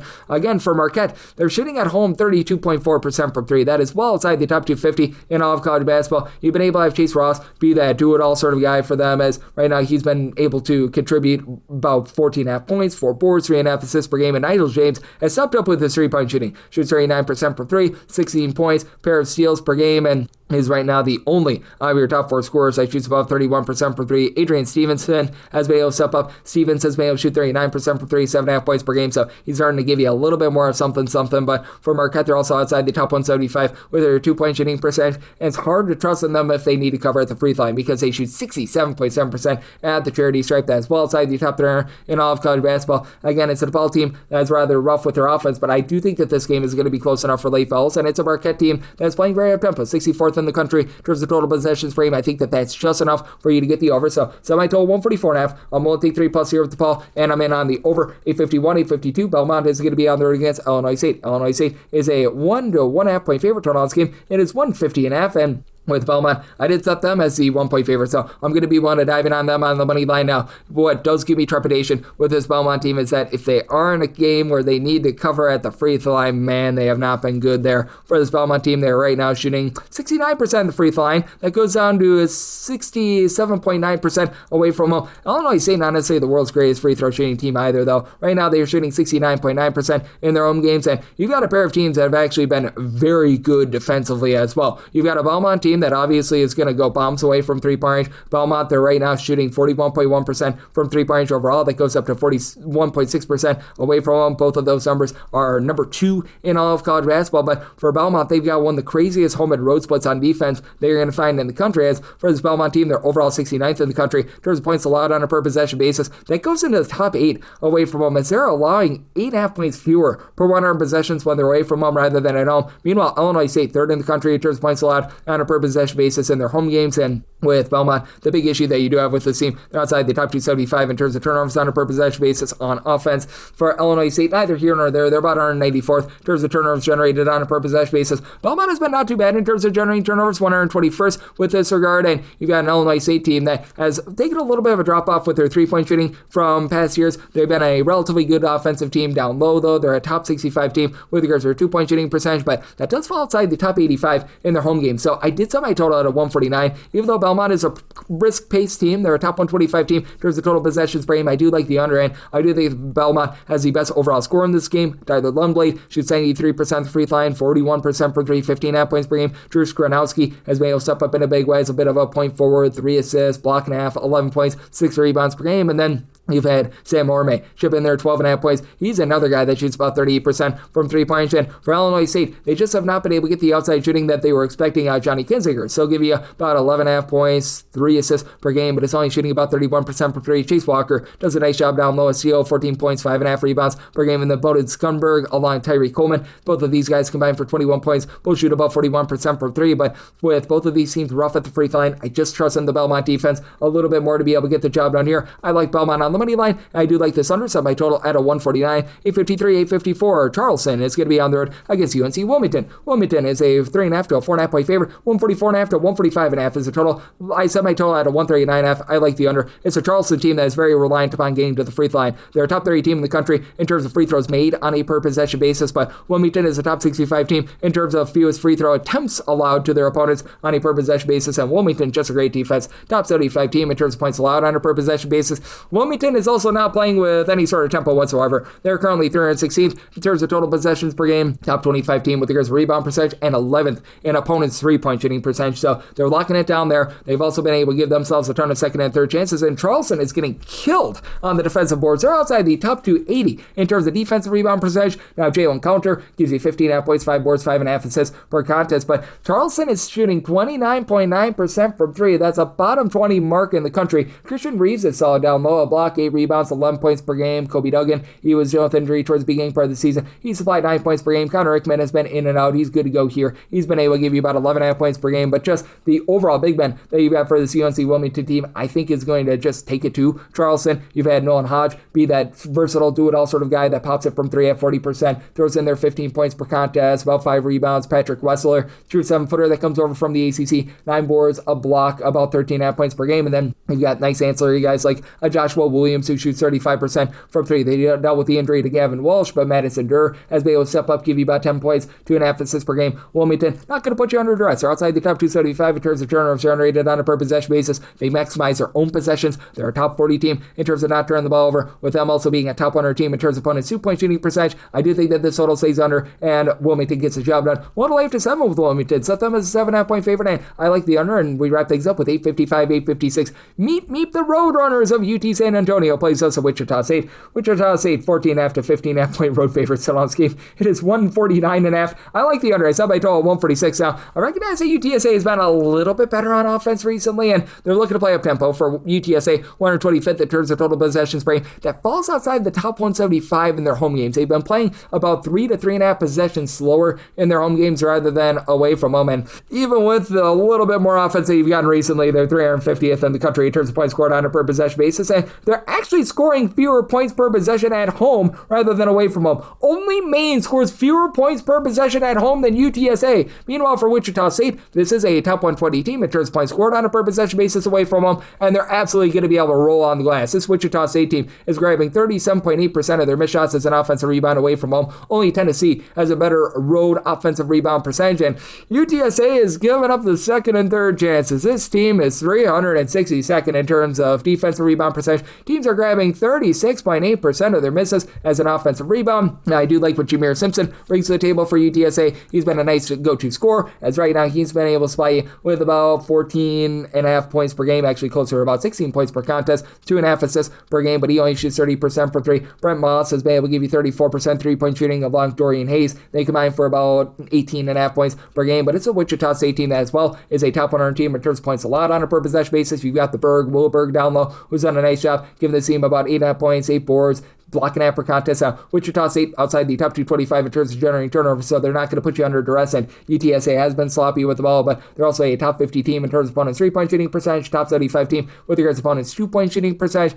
With Wichita State, they are outside the top 250 with regards to their overall 2-point shooting percentage, but all those offensive rebounds add up. You've got Keenan Giles in the backcourt supplying 19 points on 38% three-point shooting, and also with UTSA being not so great with regards to their defense as well. In terms of points allowed on a per possession basis, it's a Roadrunner team that is 351st. I just think that Wichita State is going to be able to win this game, and I think that they cover this big number on the road. Set my line at 16, willing to lay the number, and I set my total at 146, so I'm also in on the under, and that'll wrap things up for the Sunday edition of Coast to Coast Hoops, now part of the VSiN Family Podcast. A big thanks to Nate Hornung, better known as Shaggy Betts. He joined me in the last segment. If you like what you're hearing from the Sign Podcast, Coast to Coast Hoops, you're able to subscribe wherever your podcasts, Apple Podcasts, Google Play, Spotify, Stitcher, and TuneIn. If you have a question, comment, segment idea, what have you for this podcast, you have one or two ways to be able to fire those in. First one is my Twitter/X timeline at gunit_81. Keep in mind, letters EM, they mean does not matter. So, per usual, please do send these into the timeline. The other way is find an Apple Podcast review. If you rate this podcast 5 stars, it's very much appreciated. From there, you're able to fire in whatever you'd like to hear on this podcast via that 5-star review.